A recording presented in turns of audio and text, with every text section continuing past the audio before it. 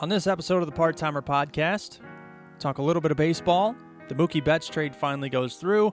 Kenta Maeda is finally a Minnesota Twin. Yawn. Talk a little bit of Bears, a little bit of Bulls, and of course the Chicago Blackhawks. The reason for our frustration in Chicago. Here we go.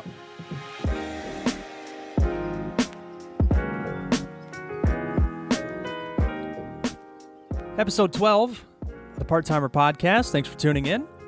Look, there are a million podcasts out there, and pretty much in Chicago, there's probably 20,000 on Chicago sports.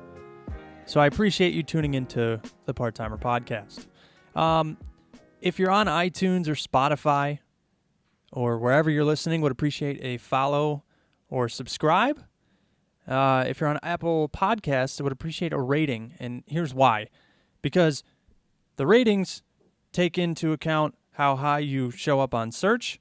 Of course, downloads and stuff like that. The popularity of it takes into account too. But I'm asking you to clean up my mess. When I created this podcast, which was really, it was 2 years ago and just got now to, getting into it on a totally different concept, by the way. But I wasn't thinking of the other podcasts that are out there. And there's another podcast, Part-Time Genius, which is, I believe it's like it's a business-oriented podcast, or employee, whatever. But when you ask your voice devices, like you can say, hey Siri, Alexa, Google Home, whatever you're using, hey so-and-so, play Part-Timer Podcast, you could say as clear as day, and Part-Time Genius comes up. I can't tell you how frustrating that is. So if we could all work together and get on that, that'd be great. Okay, now that what actually matters is the Blackhawks just lost another game in depressing fashion. Winnipeg Jets, I think we had them on their heels in the first period tonight, and we just lost it. We lost the game. It's a disappointing team. When can we say this team sucks? Because tonight, I saw a team quit. They quit. They're sloppy. They don't stay in games. And yes, this falls back on the coach. The power play sucks. Sucks. Like, you can disagree with me on the whole team sucking, but you cannot disagree with me on the power play sucking. Shorthanded goal changed the momentum. Hawks end up losing in regulation on the start of a 5-game road trip that they absolutely need. Jonathan Taves played terrible tonight. Aside from the first period, he played terrible. A couple costly penalties at the end. Winnipeg had 5 power plays.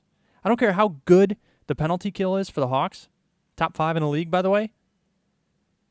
Something's got to give. Give a dog 100 chances to bite you, he's going to get you once. At least. I don't know where that analogy came from. But you get my point.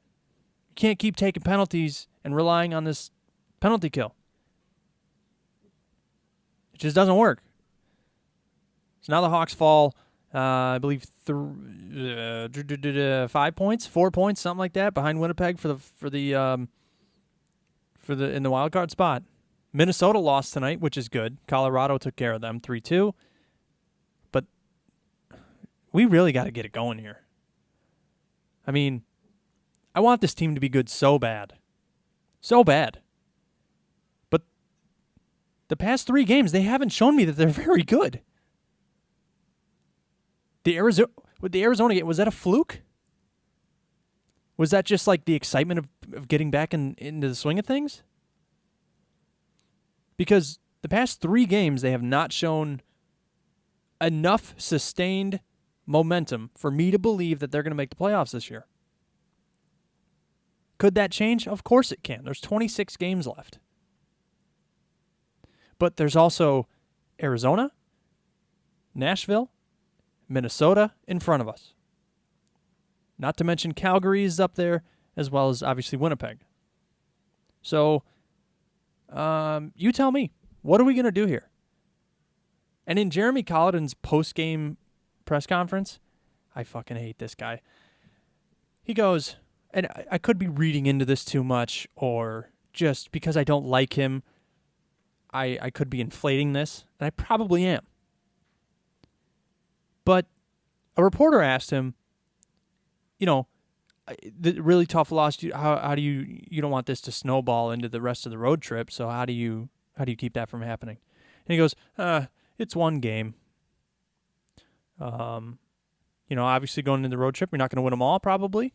And I was like, oh. Look, I get being realistic, but you have to, at some point, find that next level of telling your team, hey, we got 5 games on the road, let's come out with 10 points. 10 points. That's what we need, 10 points. He's like just giving up games because that's just how it happens. Again, I get it. You're not going to win every single game, but you could. You could. Why can't this team win 5 games on the road against very good opponents? Why can't they? Is there a laundry list of reasons? Yes. Do the players know that? Probably. But as the head coach, it's your job to instill that confidence in this team. That was a stupid fucking thing to say. Probably not going to win them all, obviously. You're a fucking schmuck, dude. You're gone. I hope they don't make the playoffs. Actually, get them out of here. Bowman's gone too. Go. Both of you. You can hold hands on the way out. Which brings me to the next subtopic, is what the hell is this team going to do at the deadline? These next 4 games on the road is make or break. Buyers or sellers, you'll find out. You'll find out. After this road trip, you'll know. And you better believe we'll talk about it on here. Because the 2 trade commodities that I think that they can get rid of, that's not right. That's not how you say that. I think the 2 trade pieces that you can move, Eric Gustafson, I guess, and Corey Crawford. On the last episode, Kyle Martin said that, not being a conspiracy theorist or anything like that, but playing Corey Crawford to kind of showcase him a little bit. Like, hey, he's mid-30s, but he can still stop some pucks. I kind of want to believe it. Let him play. And then when a team comes knocking, you can ask for more. Why not? Because if the Blackhawks really are not going to make a run, what do you need him for? And again, in the last episode, Kyle mentioned Robin Lehner got new pads. Now, I don't know the cost of new pads. I don't know the logistics of that situation, but I would think you get new pads, you're probably sticking around. I could be wrong, but I think that's what's happening. And by the way, I love it. Sign him. Sign him for long term. It's a risk you're willing to take. Get rid of Crawford's cap hit. Make some changes in the offseason. I also think, and this kind of sucks to say, but I think you can move Brandon Saad. He's scoring enough to gain a little bit of attention for a playoff team to go, yeah, you know what? We need one more guy. And I think Brandon Saad's the guy. So, Saad, Gustafson, Crawford. I mean, Gustafson is somebody I'm okay with trading. I don't know who would want him. Good on the power play. He's middle of the road defenseman, in my opinion. Has his flaws for sure, but I'm cool with letting him go if somebody wants him. But the point is you cannot finish the season and let Corey Crawford walk. Can't do it. That'd be stupid. Again, just opinions. Just opinions. But I think letting the guy walk is a bad move. Get something for him. Make a good hockey move. This power play needs to get figured out. DeBrincat can't be on the power play anymore. He can't. It's like, what is his stick made out of? He's fumbling pucks on a consistent basis. Can't hit the net. Just gets absolutely swarmed. When he turned that puck over for the empty net goal, it was like taking candy from a baby. I mean, come on, dude. Get rid of the puck at least. Got sandwiched. Led to an empty net goal. Somebody posted on Twitter tonight, maybe bench him. Maybe give him a break. And it's not like, hey, Alex, he is, but you're really costing the team. So we're scratching you for the next 4 games. No, it's more of a, hey, Cat, a little mental break here. Like maybe you didn't get enough of it on the All-Star break. But I think he's pressing, obviously. I mean, the stick's going to shatter in his hands if he keeps squeezing it. But I think they're letting him play because all it takes is 1 or 2 goals, maybe a nice pass to really get him going because he is a streaky player. But I don't know if you can afford to keep throwing him out there. I don't think that's a good idea. And Dylan Strome, by the way, his buddy, he needs to get going too. The whole offense needs to get going. I mean, this is a continuous narrative from the beginning of the season. The whole offense is cold. The whole offense is streaky. Really.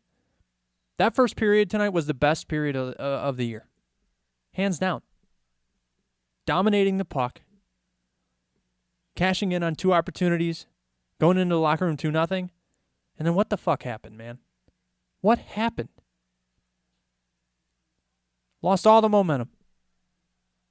Against a team you play well against. That was their first regulation loss against the Jets this year. I have no idea. I wish I had answers for this team, but I don't. Trade deadline is February 24th. I think they're sellers right now. Because I don't think that there's going to be a switch flipped in the next 3 games. Because there's 7 between now and the deadline. Edmonton on Tuesday. I think Leonard will probably get the start there. Look, if they start Crawford on Tuesday, they're trading him. He played okay tonight. Maybe one he probably shouldn't have let in or could have had back when he was screened. If he plays on Tuesday, they're showing him off. Again, just opinions. What do I know, right? I think they lose on Tuesday. Edmonton's a much better team than Winnipeg. And Edmonton can, they can fuck around and put up 6 on you in 2 periods. And if the Hawks play the way they did tonight in the 3rd period, they will. I need to lower my blood pressure. Oh, this team is unbelievable. It's so frustrating. Should we just get the other frustration out of the way? Talk about the Bulls real quick. 19 and 35 now? Didn't trade Zach LaVine at the deadline. They're kicking out people who are wearing Fire Garpax shirts. I mean, that's how you know it's bad. Like Dan, what's his name? Dan Snyder, with the Washington Redskins. He was doing the same thing. They were kicking people out who had signs that said "Sell the team." Because what? You don't want to get embarrassed? Hey, Garpax, I got news for the both of you. It's been this way for 15 years. Your time is up. Like, I saw. I don't know how true this is. I mean, you know how it goes. I saw a story being shared on Twitter earlier today that said, I don't know if it's both of them, but one of them is going to slide into an advisory role in the front office. I don't want him in the office at all. Put him in the back office. Don't let him touch the team. Don't let him speak of the team. He's got to go. They both have to go. They both have to go. And one of them can give Jim Boylen a piggyback ride on the way out. I mean, this is ridiculous. Loses Sixers by 7. Joel Embiid had like 31 or something like that, 28, some around there. I mean, how many times do you have to get dominated to realize that it's not working? I really think so. I think that their centerpiece is going to be Zach LaVine, obviously, because they didn't trade him at the deadline, so they must want him to be the guy. LaVine had 31, by the way, tonight. Or 30, 32, something like that. He had 30 plus.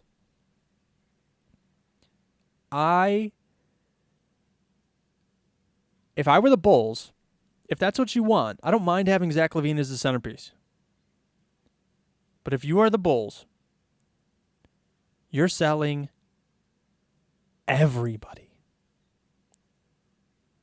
Everybody but Kobe White. I would keep Denzel Valentine too, but it's clear that Jim Boylen does not like him. Why? I don't know. I mean, dude comes off the bench. Not today, obviously, but dude comes off the bench in a game, scores like 14 points, and then the next game he gets like 3 minutes. Come on, dude. Like, you're not sending a message. You're just making yourself look dumb. Like the timeouts you take. Stupid. It's just stupid. The Chicago Bulls are the laughingstock of the NBA.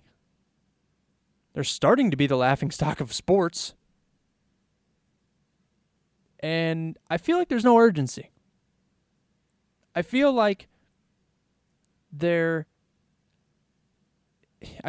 just like this comfort level, and this has been said a long time. There's a comfort level with people who work for Jerry Reinsdorf that there is so much loyalty there that no matter how many times you fuck up, you're staying. I wonder how many meetings they have where like they're under fire or they're on the hot seat. I don't think many. I feel like they search for these positives out of each situation, and like they'll take it, and that's good, that's fine, but they don't even want to look at the negatives. And they also don't want to be in the spotlight now because they know they've fucked up. Like, come on, man. Kicking people out for wearing Fire Garpax shirts? I mean, have a backbone, dude. Was he doing something else? Because there's a video floating around. Was he doing something else? I don't know. But probably not. Probably not. And not to mention, people pay good money to go to the United Center and watch the Bulls. I mean, these aren't like $6 tickets. They should be, but they're not. I just kind of feel like literally everybody needs to go. And if they keep it up, Lauri Markkanen is going to go. I mean, it's been evident for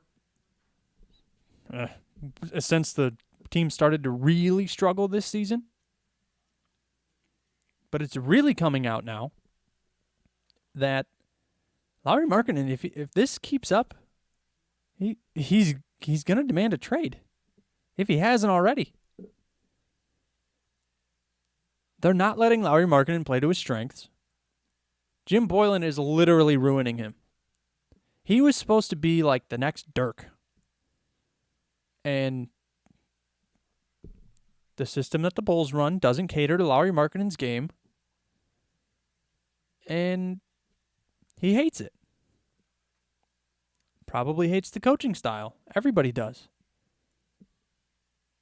So, if you're not careful on how you approach this offseason, you're going to lose Lauri Markkanen. And I know he struggled, but he's your second best player on the team. You want to start a core? Levine and Markkanen. Those are your guys. Build around them how you want. Kobe White's the third tangible.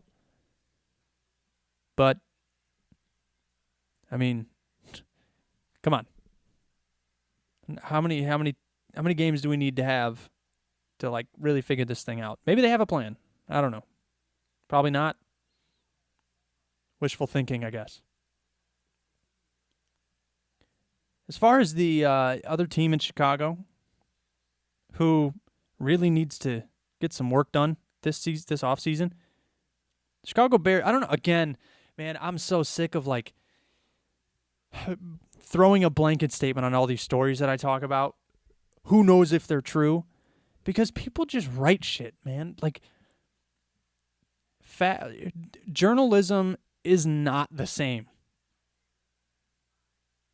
And I'm not going to go on this crazy rant, but it's just not.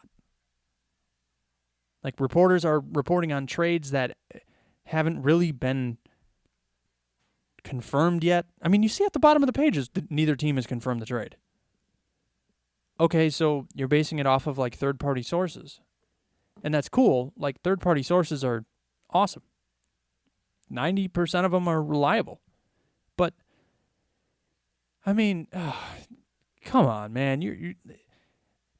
Journalism was supposed to be, hey, here are the facts. And then, yeah, here's my opinion. But, like, so-and-so was traded to so-and-so technically isn't a fact until it's confirmed by both teams who approved it. It's tough. It's really tough. But the stories that I've seen are, hey, you know, the Bears are talking to the Redskins about the number 2 pick. Bears are, I don't know how, maybe wording this one wrong, but the Bengals are talking to a couple teams about the number 1 pick. Look, I want the Bears to be very, very good next year, and it starts at quarterback. However, I don't necessarily know how comfortable I am trading somebody that big to get a number 1 or number 2 pick. The Redskins situation, they were talking about Khalil Mack. I know he was seemingly invisible last year. He's a game wrecker, though. I mean, you got to remember, Leonard Floyd was out. Roquan Smith got hurt in Green Bay. So Khalil Mack, I mean, he's being triple teamed. Like, I don't care how big you are and how much of a monster you are. If you got 3 people on you, you're not going to win that battle. I just don't know. I don't know how comfortable I am with trading somebody that big away. Would it here's the thing. See, here's the thing is if you follow through with that trade, let's say they trade Khalil Mack and somebody else and another draft pick for the number 1 pick of the Bengals, and they draft Joe Burrow. Okay, Joe Burrow is an extremely talented quarterback. Obviously, he's going number 1, but you don't know how that's going to transition in the NFL. He might suck, like, for a long time. You have to be okay with that possibility. And I just don't know if I'm ready to give up players who you know are going to be contributors to your team moving forward for a player who's coming out of college and has never played a pro snap before. They're going to do whatever they want to do. But quite frankly, I think you can get a decent quarterback in the rounds that they have in this year's draft. But maybe they risk it. Maybe that's a risk you take. I think that is going to be the overarching question of this episode is regardless of what you think of Mitchell Trubisky, regardless of how bad you want Cam Newton or Teddy Bridgewater, would you be upset if the Bears traded a big piece for the number 1 pick? And there would be more there, not just the piece. There would be a draft pick. There'd be a lower tier player. I mean, you'd give up a ton. But would you be okay with them trading to get the number 1 pick? I just don't know if I am. I don't know. If they do it, it needs to work. Like, it better work. And it can't be a flop for the first season. It has to work. Or I promise you, Bears fans are going to lose their mind. It'll be over quick. They'll have to raise ticket prices 10% just to make up for their losses, for the people who really will still support them and go to games. Could be messy. I mean, the direction that the Bears are going now, with the new coach hires and, you know, the search for a tight end, and signs are up. I mean, to me, they're pointing up. It's like, hey, you know, we make these acquisitions, then we'll see what we got. But time will tell. Shit could hit the fan with the Bears and Bulls, though, and that's a fact. Could also hit the fan with the Blackhawks. It's a weird time to be in Chicago right now. Really weird. But we'll see what happens. One can only dream of the ideal situation, right? Speaking of situations, this was a mess. This Dodgers-Red Sox trade. You send Mookie Betts and David Price and half of David Price's contract to the Dodgers. Okay. Now you got to send him back. Dodgers got to send him back. And it really started, like, the Twins blew it. Like, they tried to, I don't know if they tried, but they put up a prospect whose medical report wasn't ideal. And the Red Sox were like, whoa. We're getting fleeced here. Like, somebody told them. Somebody told them that they were in a bad deal. And they're like, yeah, you know what? We are in a bad deal. So let's fix this. So then they got... so Minnesota still gets Kenta Maeda. And the Dodgers are sending... I'm blanking on his name. First name Jeter. Jarek Dieter. They're sending him to Boston. Red Sox did good. I think they did as well as they could after the news of the trade being in limbo. Because that's a tough thing to take care of. All eyes are on your deal now. Like, the deal's not done, but everybody's watching to see what happens. Which goes back to the journalism thing, like, hey, wait until it's done and then report it like normal people. Gotta be first. Gotta be first. But LA is going to be very, like, I was joking, and this is still a joke. They're going to win 130 games next year. This year. And then they're going to get bounced in the NLCS. Just jokes. But really, no. I mean, they're setting themselves up for probably 5-6 years of continued success. Who else is going to win that division? San Diego? Not yet.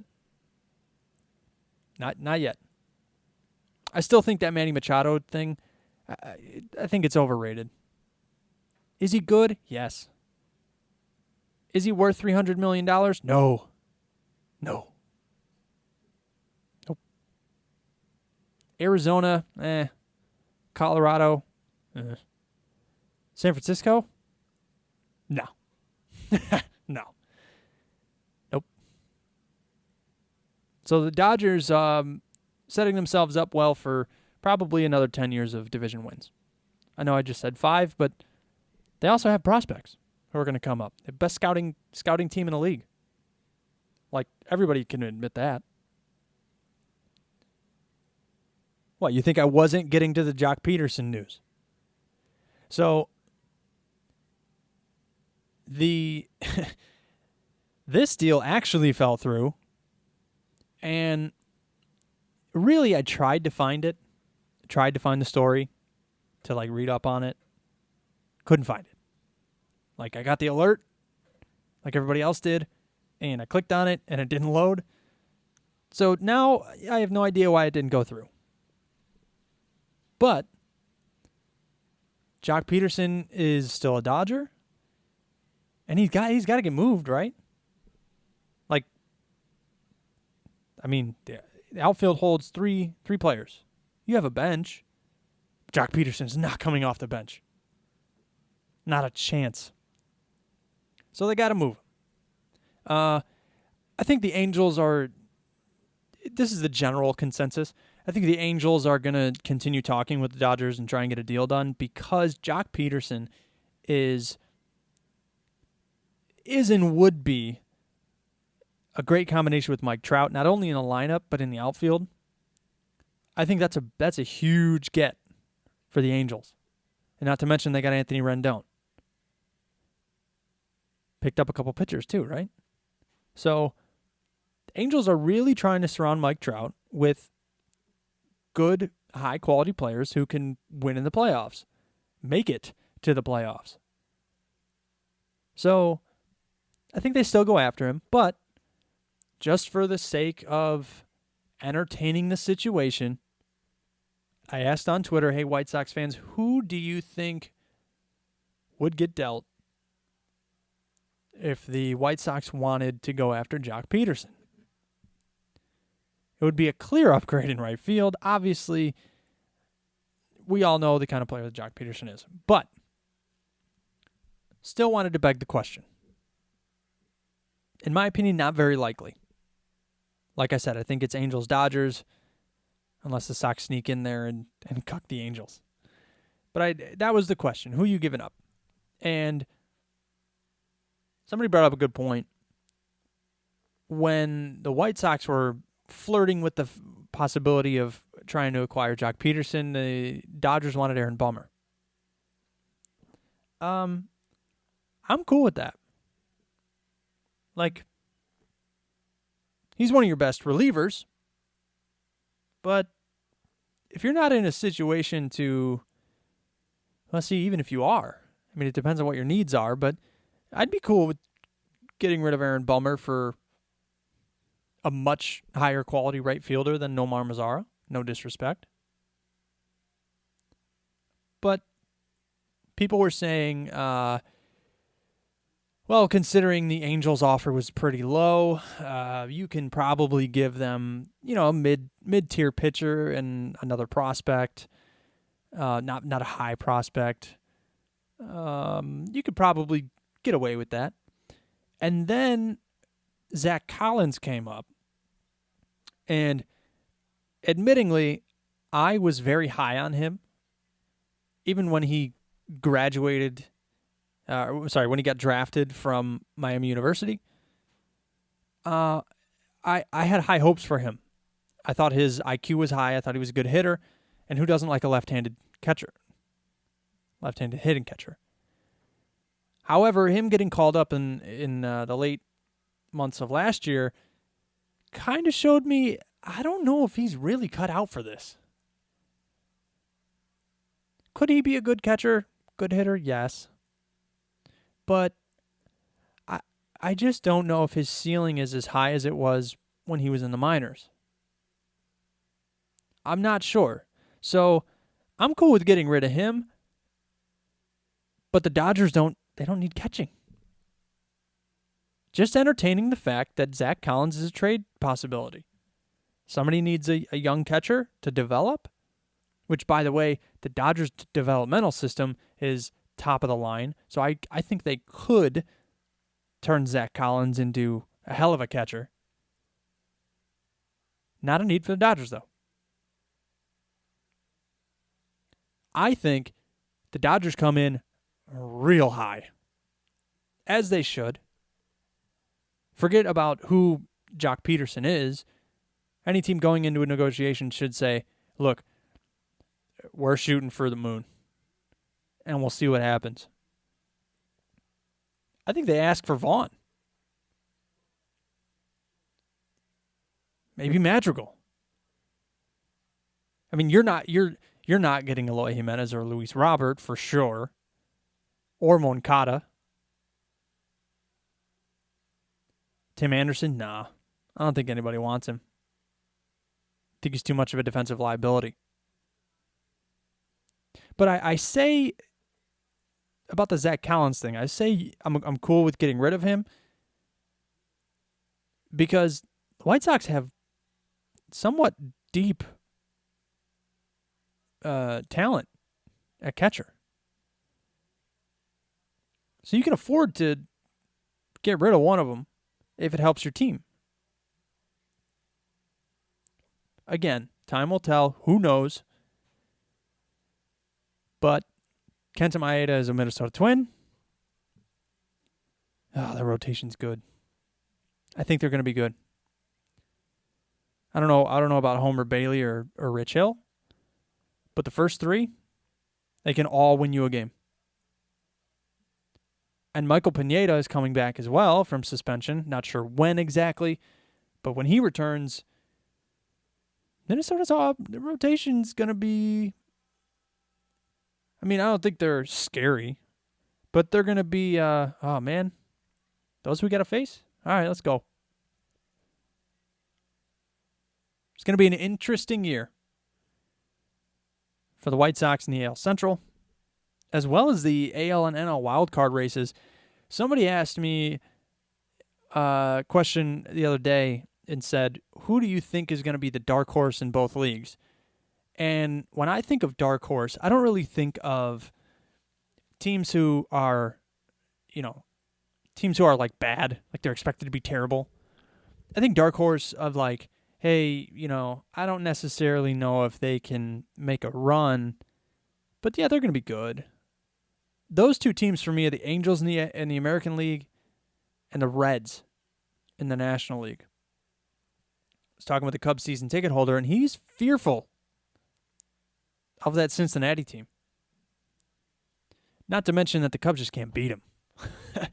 I mean, that's like the Royals for the White Sox. It's not good. No matter how bad the Cincinnati Reds are, the Cubs just can't beat them. But I think with all the acquisitions that the Reds made in the offseason, I'm not sure if they're division contender ready yet. I think the Cubs are going to be good. I know people have their opinions on that. Milwaukee's going to be up there, St. Louis. So I think the Reds getting into the wild card is a very big possibility. You're going to have to battle with the NL East teams. I don't think anyone is ready in the NL West. But you're going to have to battle with, probably Philadelphia, maybe the Mets, maybe, and Washington. I think the Reds can do it. The Angels, on the other hand, you got to battle with the Rays. I think the division is the Yankees to take. I don't think the Red Sox are going to be very good. Toronto could be okay. They could be. Obviously, seeing into the future, nobody's making these projections assuming that they're going to be right. But maybe Toronto's in that mix. I think the Rays are probably going to be the biggest test for the Angels. I also think that the White Sox are in that mix.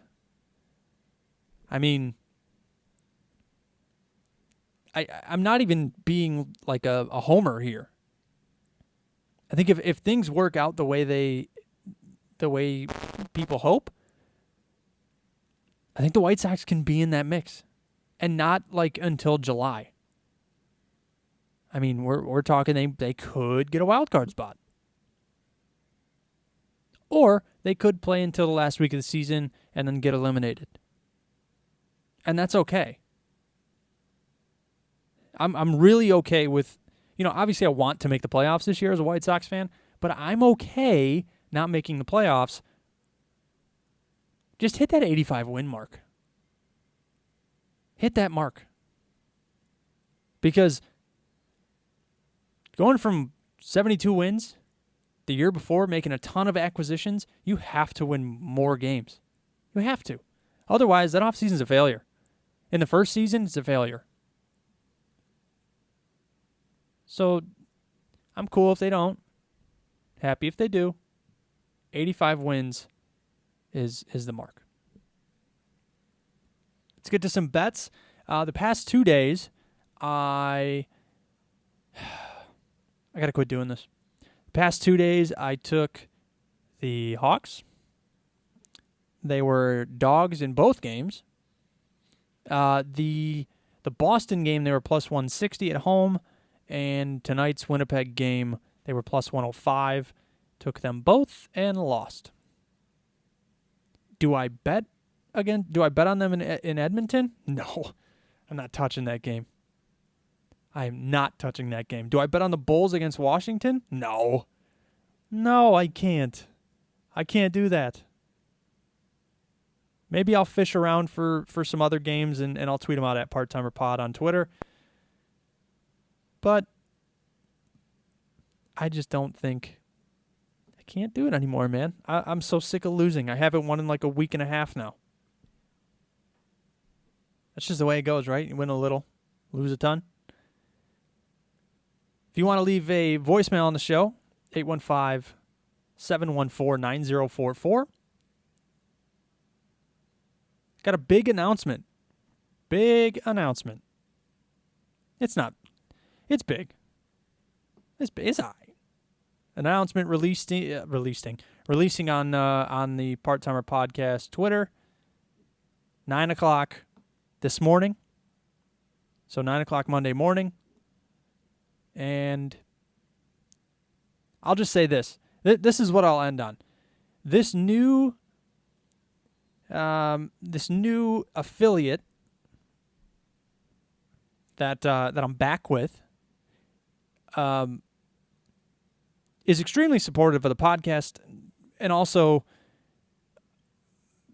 the fact that my writing style's it's a little different than other people's, and he's very supportive of it.